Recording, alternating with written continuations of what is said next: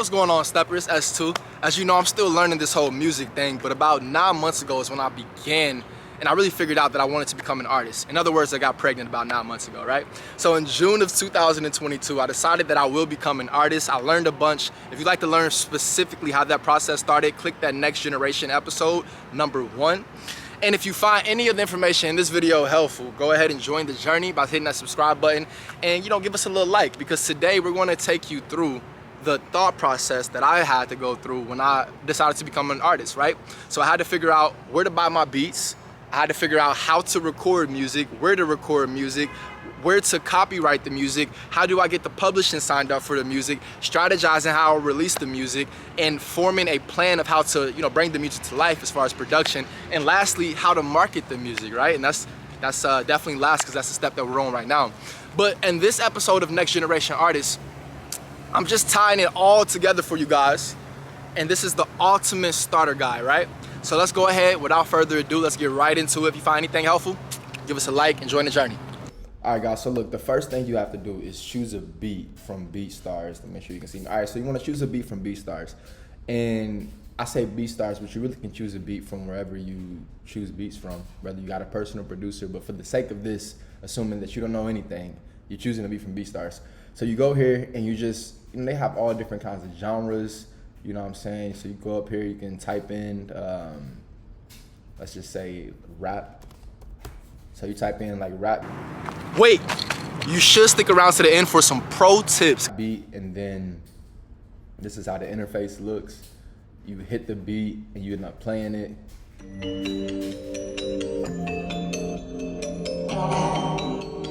And they also have an app. So this is step number 1, because you have to know, begin writing the music. So this being said, you'll listen to that beat, and if you like what it's saying, you can get right here, start typing. BeatStars.com.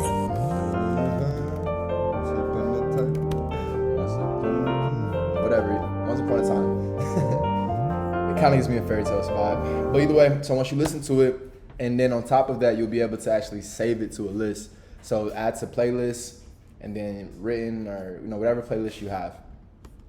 So this is how you actually begin getting the beats to it and begin writing the music. Now, one thing I do say is, at the beginning I was writing music right here in BeatStars, like how you see right here. But I stopped doing that just because you never know. I mean, it doesn't have to be BeatStars the company, but maybe the advancements of AI technology. So you never know. So my encouragement is, man, do whatever you feel comfortable with. You can write the lyrics right here, or you can write them in your notes on Apple. Still technology. Or you can write it on a pen, piece of paper, whatever you feel comfortable with. But I do like how convenient it is for you to be able to just catch the beat, and then as soon as you hear it, you can start the song right in your app, and you'll be able to just start like the first bars or whatever, then you transfer that over to your notes, and then you can continue the song. That's basically the process right here, open source. So look, this is the big thing. Now, like I said, this is number 2. You want to begin writing and recording the song at home, guys. So you want to write and record the song at home. This is what this looks like. So all these, whatever, is me recording the actual music. So once you have the actual beat. So once you got the beat playing through your laptop. So I'm recording on my laptop right now, so I can't do it. But beat playing through your laptop, and then from here you have your notes, or you have your voice memos on your actual, recording device, whether it's your iPhone or whether it's your whatever kind of phone you got, right? So this being said, when you begin recording your music, so you have the beat playing through here, and then you're able to record your music right here.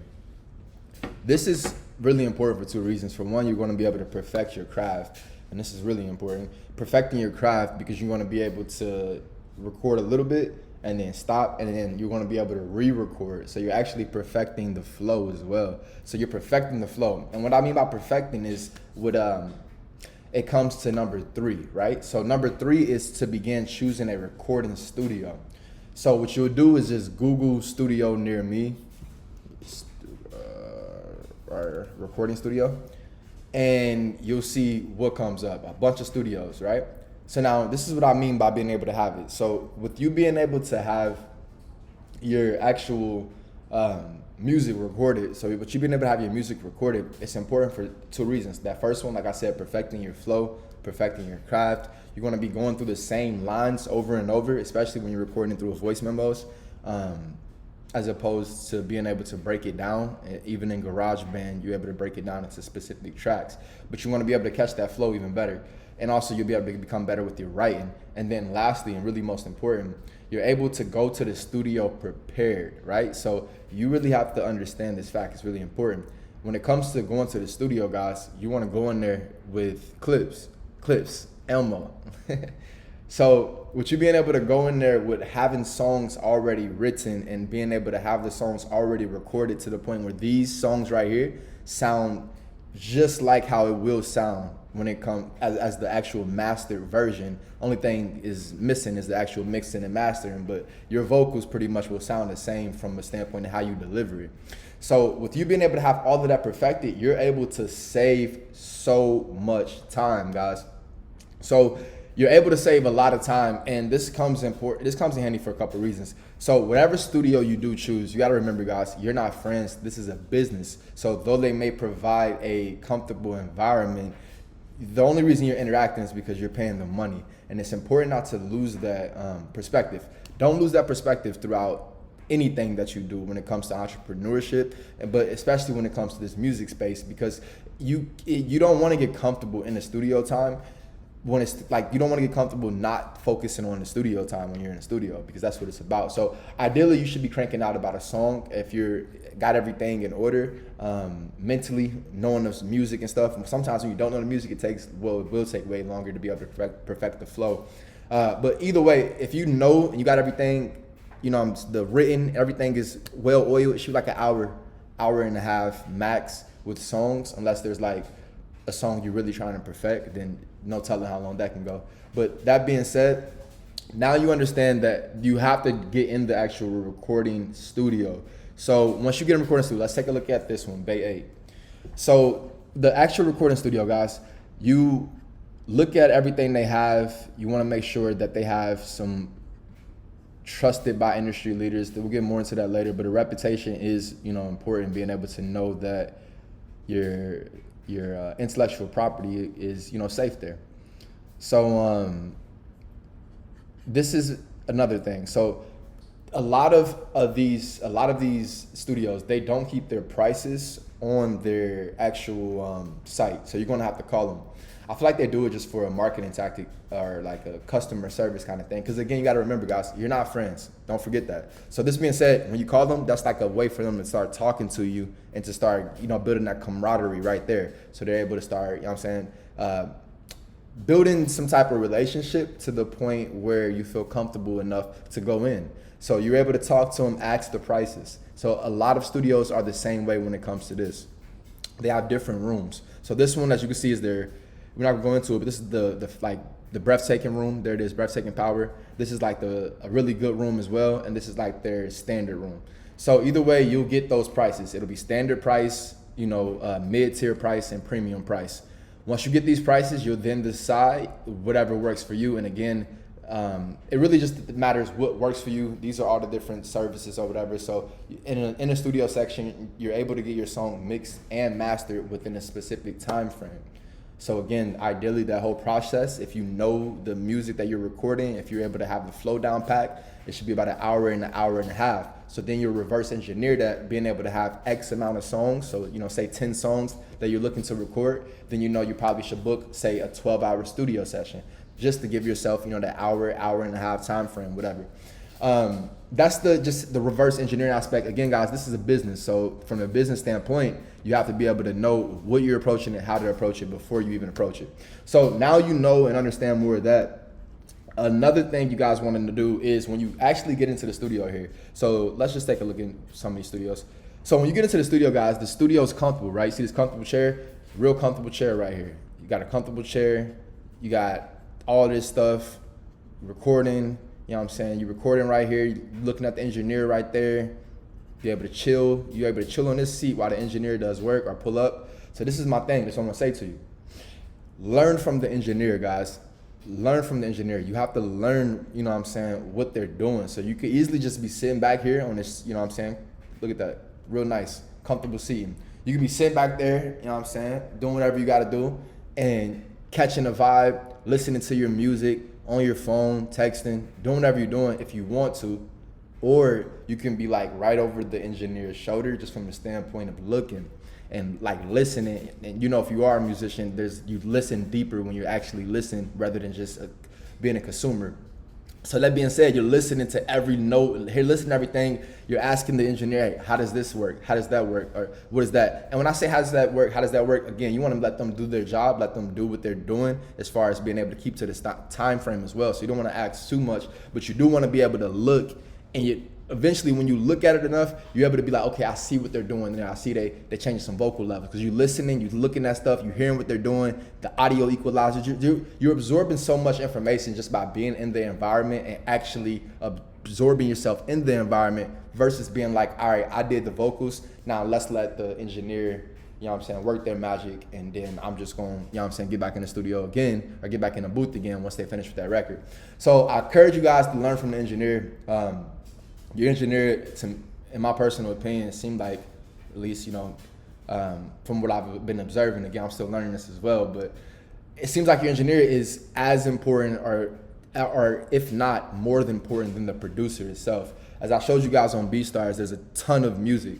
These are all different producers. These are all different sounds that you can jump into, right?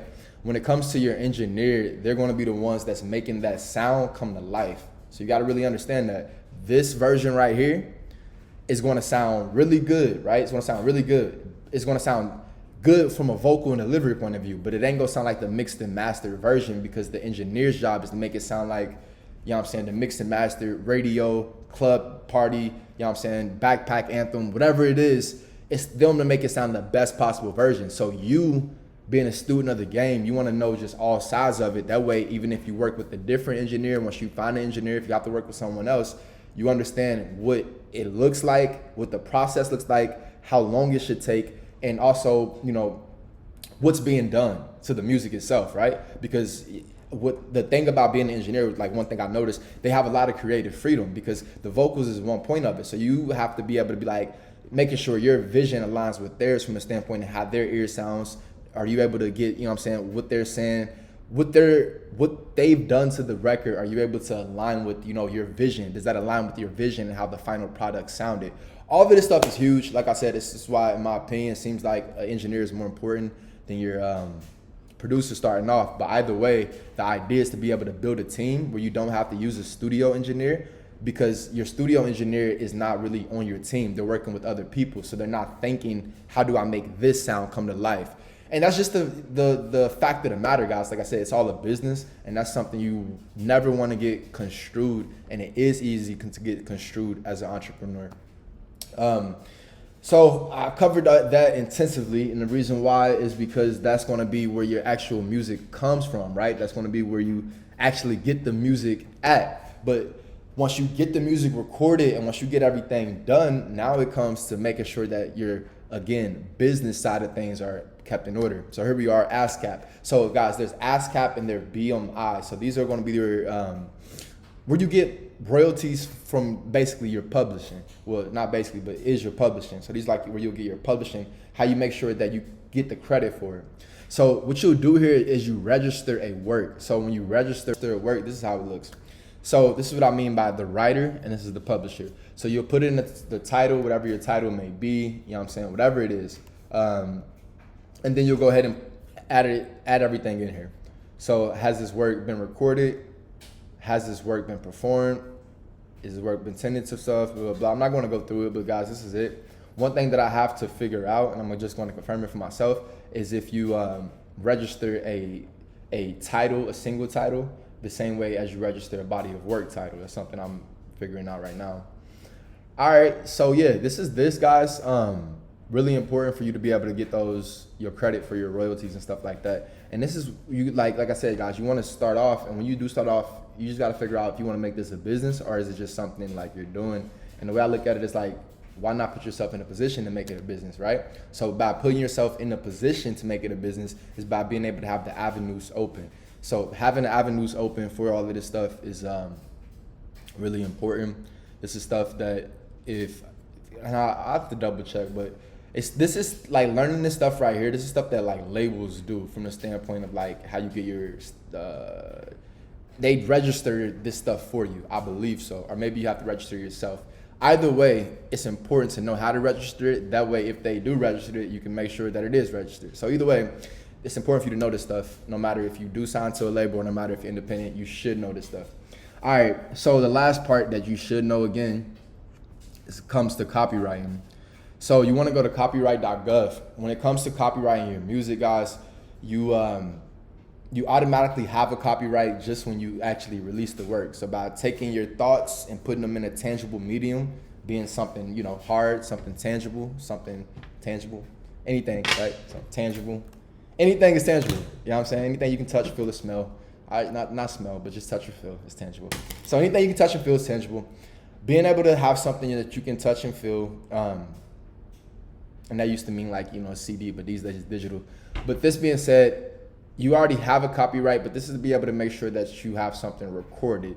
So if you do want to make sure that you record your copyright, you go to copyright.gov, then you go up here to registration, and then you go to register your work, and then you press log in, and then you go here. When you log in, it looks like this. So once you are logged in, you'll see open cases if you have open cases, or you go to all cases, all of this, right? But what you want to do if you're releasing a single is you want to press register one work by one author. And if you're releasing a group of unpublished works, so an album that you have not published yet, then you will press this. And if you're registering a certain group of published works, you'll press this. Now I'm going to press this because I have a body of work coming out, The Heart, and it includes some material that was already released, but the purpose of me releasing it like this was to be able to, just put everything together, get the singles out, and then put a couple more in there, and it's really a body of work from a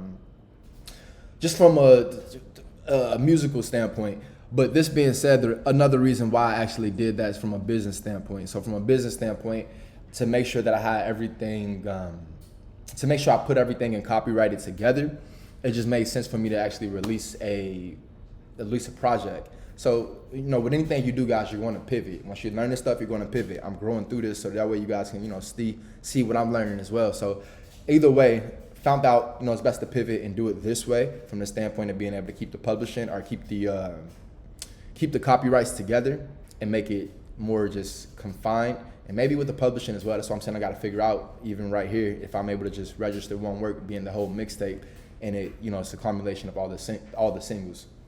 So this is what you see right here. You have up to 3 months of issues from the same serial publication. So this means that 3 months from when you released it, and it has to be from the same serial publication, meaning that it has to be from one book or one collection of books, or one album, which means that there's a collection of singles. So the same serial publication. And you actually have 90 days to be able to register your work with nobody else being able to register it. And that's being like, you have 90 days of basically protection of copyright automatically. And that's being like, you'll always get damages, but being able to do the copyright this way, you'll get punitive damages, which is the best case scenario, making it, you don't have to really go to court or anything for it. It's like, it's black and white. It makes everything a lot more simpler. So this is why you want to do it. Once you do it, you start the registration, type a group, and this is something that really had me stuck for a second. But either way, I'm gonna explain it to you simple. Musical works from an album or sound recordings from an album, two different things.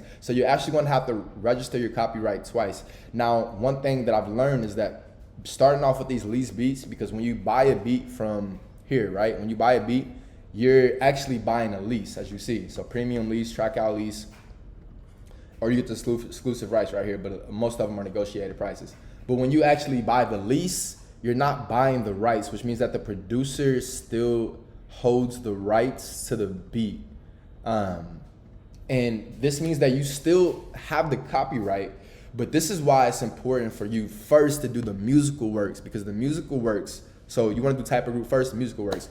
Musical works are basically the written lyrics to it, right? So that's the lyrics, like the melody of it, basically everything that you caught from that perspective. The sound recording is the final mix and master version. After you get out the studio, that final mix and master version that you're going to, you know what I'm saying, submit to people, get played on the radio, that's the sound recording. So you're going to register both of them, but you have to do them in 2 different applications. This application right here is $55, so it'll be $110. If you do singles, most singles are $45. Some are $65 if you press the wrong button. So just press that button that I showed you, the one at the bottom. You'll see it if you go back, but press that button. If you press another button, the other one, it'll be $65.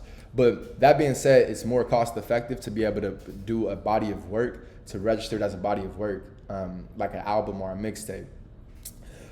That's all I really got for you guys as it pertains to this. Like I said, when it comes to that, when it comes to the musical works, another reason why you want to do that is because, like I said, the lease, when you're leasing beats, the person who has that lease, you don't really technically own the beat or whatever. Like, you're going to get paid from it. That's another thing I realized. Like, you're going to get paid from it. I watched some people on the internet, they try to make it like explain it too much. Like, it's not that deep, because from the producer perspective, they want you to get paid, because that means they get paid. So you're going to get paid from it either way. But the bottom line is, make sure you got the musical works from an album. Make sure you got that as a copyright first, and definitely, because that is the melody of the song. That's the actual lyrics of the song. The sound recording is the actual just sound of the song. It's like when these rappers and stuff like that, when rappers and entertainers I can't say entertainers, but rappers specifically are selling, if you watch episode 1 of Next Generation Artists, when they sell their music, right? So when they sell the rights to their music, they're selling the sound recording.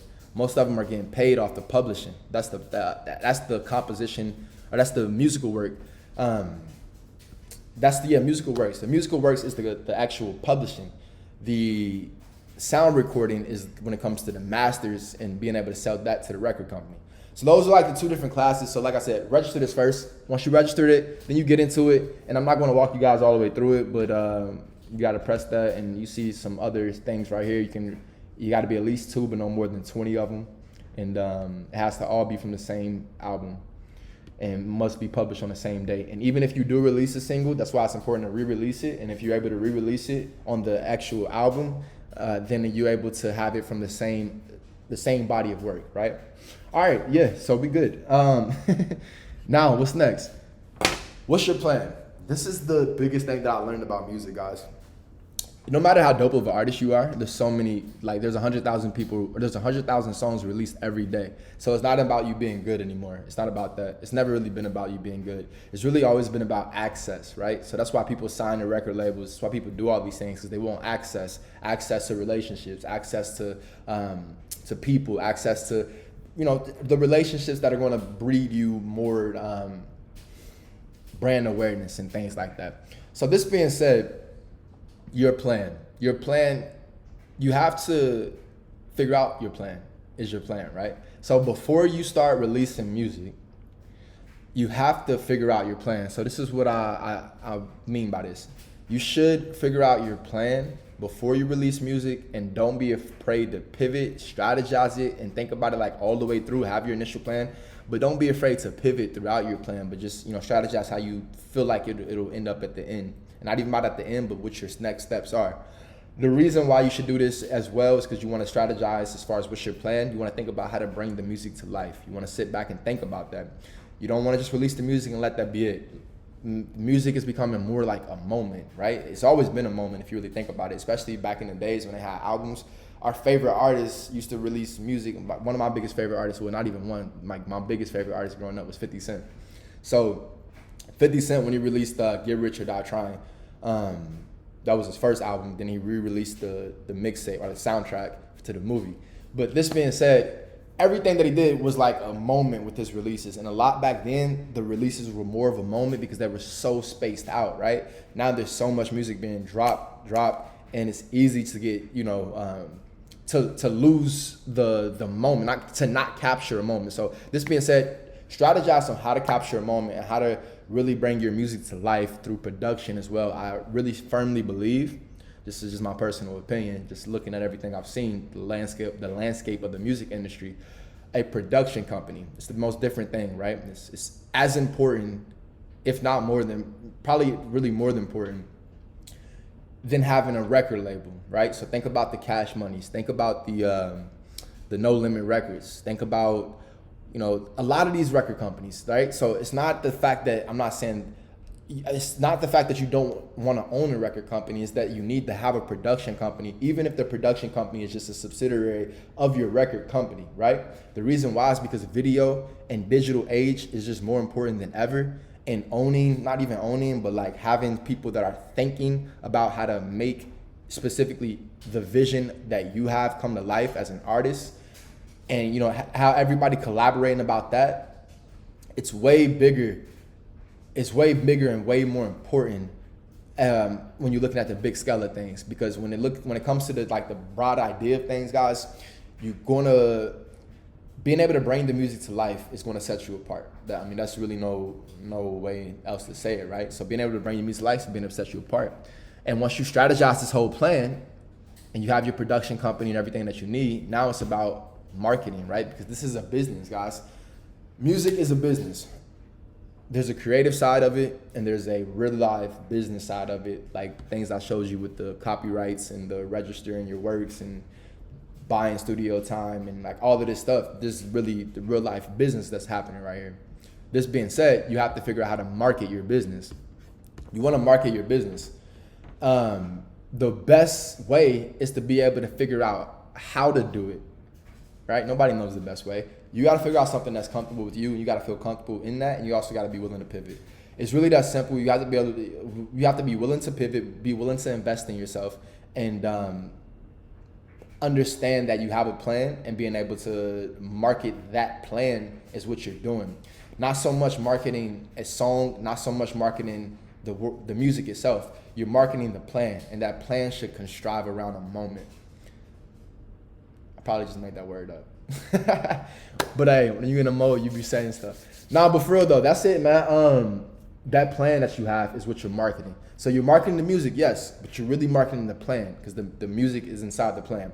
So the marketing is the biggest thing, guys. I mean, like I said, you're running a business, so that's what you have to do. That's something that me learning the music business, I've recognized, and also me being in the music business, something that I'm doing. So me learning how to market and me learning about different strategies and different ways, there's a ton of different ways to not even go into the different ways because that's not what this video is about. Again, this was just being able to get you guys kickstarted as an artist. So you being at step one, back to choosing a beat and all of that, my biggest advice is don't get so excited maybe at the beginning to just release the music. Understand that there's a process, that even when you release the music, now it's about how do we make the music come to life, and then how do we make people hear about the music. Time out. How do we make how do we make the music come to life? How do we make people hear the music? And then how do we make people care about the music? It's three different things. Think about that. Making it is one thing. Making it come to life is another. Making people hear it is another thing. But then making people care about the music is a whole nother thing, guys. And that's something that to be at the top of the game, you have to perfect, is being able to make people care about the music. So what I've recognized is one of the best ways to be able to make a moment around the music, and also being able to just come up with a marketing strategy and market that strategy, not so much the music itself. Especially in this day and age where it's more about the person than the music. It's seeming like more and more, if you want to have longevity anyway, not if you just want to be here and gone. A lot of people are here and gone. That's, we want longevity. We in it for life. You're a big stepper, I'm a big stepper. We in this for life, so we want longevity. So this is how we're going to do it. All right, guys, and some pro tips real quick. You can buy studio equipment anywhere. You know what I'm saying? You can always buy studio equipment, right? But understand that there will be a learning curve. So depending on how much money you got, and also depending on your mental bandwidth, it may be better to go to the actual studio than invest like $10,000 up front to buy the studio equipment. And also depends on where you're living at, right? So if you're living in a place where you can't have beat, you know what I'm saying? I just showed you to look at this place, right? So you can't have big old speakers. Like everybody, granted, does not have big speakers, but if you can't have big speakers, then you don't want that. But sometimes you can have like a little headset on as well. I've seen that, and when people record in hotels and music videos. So I've seen that as well. But my point is, if you don't have the mental space to think about that, if you don't have the money to be able to invest that up front, there's nothing wrong with picking a studio, but just make sure you do it the way that I showed you guys, right? To be able to make sure that you have a cost-effective system in place, right? You got the music recorded, you got the flow, all of that, and then you go in there with the engineer. You already caught the good vibe with the engineer, and then you go in there, you lay the tracks, and then bump, bump, bump, bump, bump, on to the next. All right. And like I said in the beginning, guys, finding the right audio engineer is going to be more important when you're starting off than finding the right producer. Unless that producer is an audio engineer, then that'll be pretty dope, right? Because you got that sound. But at the same time, like I said, you want to make sure on the grand scheme of things, you have to be able to catch a vibe with them and also feel like comfortable in their surroundings. Being your engineer and also your producer. I haven't worked with a producer yet in the studio, but either way, like who I am as a person, I like to be able to like, me personally, when I work with people, I like to, for one, see like, is their heart in it, or they're just like doing this to like get somewhere else. So like, it's like a major difference if your heart in it, right? So like for me personally, I would say my heart is in music. Yes, I do want to invest in real estate. I do want to do all that, but my heart is in music. So it's different when your heart's in it. So I just, ask a couple questions, see if their heart's in it or whatever, see who they are as a person. And then once you catch that vibe there, guys, like it's going to be a lot better because it's not just about the music itself. I prefer to work and collaborate with people, and it just could be my, football background, being with team sports. I prefer to have some type of deeper connection than just the on the surface work side of things. And I won't even say work because it ain't really like work. It's more work. It's deeper than work, which is why even more reason why I prefer to have some type of off the field connection, basically. So really important for me, especially should be, my personal opinion should be really important for you. So this is the biggest thing, guys, like to wrap it all up. When you really when you look at the big artists and when you look at a lot of when you look at a lot of big artists and a lot of successful people that have built successful teams and companies, you have to look at yourself as a team, as a company. That's who you are. You're a team, you're a company.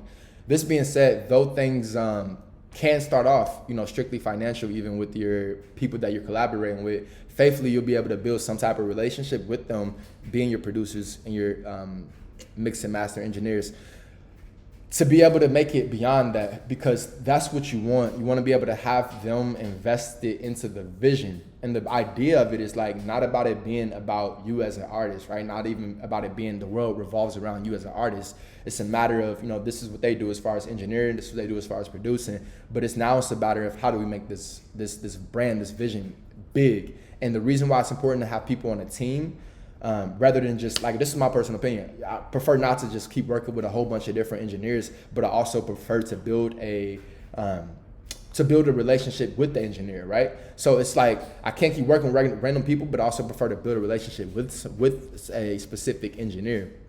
Same with, it's really like, I feel like with engineers, like I'll eventually probably end up having like 2-3 of them, just to really like everybody collaborate on the sound, because really getting the sounds is different. But either way, when you have people on the team, they're now thinking about everything all together. When you're going to studios and when you have contracted work, they're going to be thinking about pretty much themselves and how they benefit from it, from the standpoint of like, okay, I did this, I made it sound good. And then it's like, all right, on to the next, on to the next, on to the next. Because like they're not vested into the vision. They're vested into what they have to gain. And it's just like, that's just what business is. But you have to, I don't work like that personally. And you as a person, like you have to really set your own boundaries and figure out how you work. So that's just something that you will definitely have to overcome. But something you have to look forward to as well, being able to build a specific team. So regardless of, I guess, okay, yeah, last thing, guys.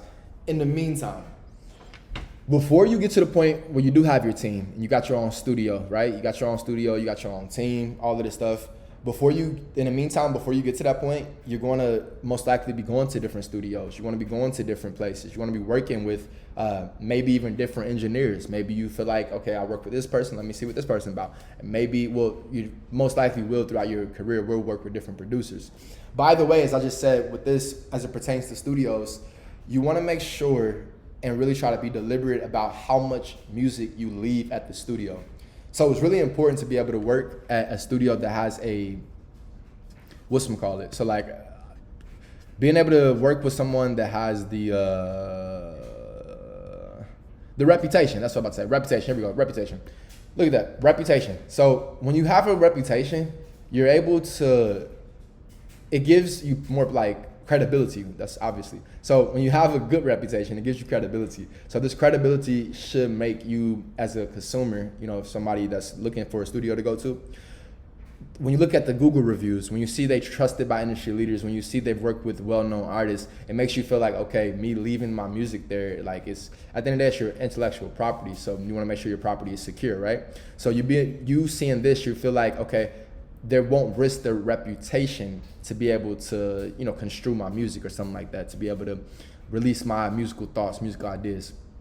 So this is why I will say it may be more effective to not really, when you are choosing a studio, I would say reputation is up there with price, right? So you don't want to go to the place just because it's $20 an hour, $30 an hour. You want to go to somewhere like, yeah, they're $30 an hour, but you don't want to record a freaking, 30 songs there. And then you got, you know what I'm saying, anybody can use your songs now because they don't have that reputation built up. So I'm not even saying that people will do that, but at the same time, this is me covering all bases, being an entrepreneur. No matter what business I've been in, especially coming from real estate, like it's a wild, wild west out there. So the music industry is most likely even more wilder. Like coming from real estate and hearing about music, it's like real estate was wild. When I say wild, it's mean like it's everybody for themselves type of thing. It was wild.